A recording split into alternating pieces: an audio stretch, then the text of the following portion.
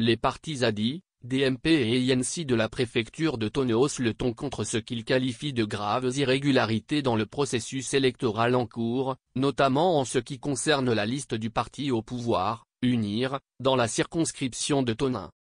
Dans une lettre adressée au préfet de Tone en date du 23 juin, les trois formations de l'opposition annoncent l'organisation d'une marche pacifique de protestation prévue pour le samedi 28 juin 2025 à 11 h. L'objectif, selon les signataires, est d'exiger le retrait pur et simple de la liste UNIR Tonneins, qu'ils jugent illégalement rétablie après une première invalidation. Les griefs des partis ZADI, DMP et INC sont multiples.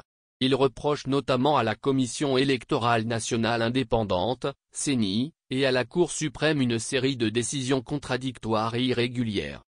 Selon la lettre d'information, la liste UNIR Tonneins avait été invalidée par la Cour suprême le 12 juin dernier, à Razen °01 NM 2025, suite à un recours déposé par les partis plaignants. En cause, la présence d'un candidat inéligible, M. Combat Pouguim, membre de la commission électorale locale, Tonneins 4, ce qui constitue une violation de l'article 277 du Code électoral.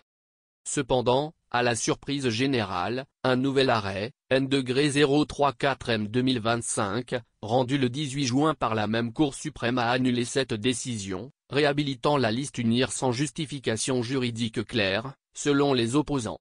Les partis contestataires dénoncent également des changements sur la liste UNIR intervenus hors délai de dépôt des candidatures. Deux têtes de liste initialement annoncées auraient été remplacées, le candidat N°3, Flintjo Kimongso, chef antenne de la CNDH à Dapahong, aurait été remplacé par son père Flintjo Kosi, et la candidate N°1, Sugul Min Liem, par Diargini Impal. Pour les responsables locaux de l'ADI, de la DMP et de l'ANC, ces modifications constituent une violation grave du code électoral togolais.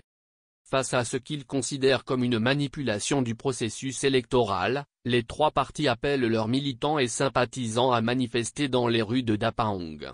La marche pacifique partira des affaires sociales, passera par les quartiers Meligna et Aoussa Zongo, pour chuter au stade municipal.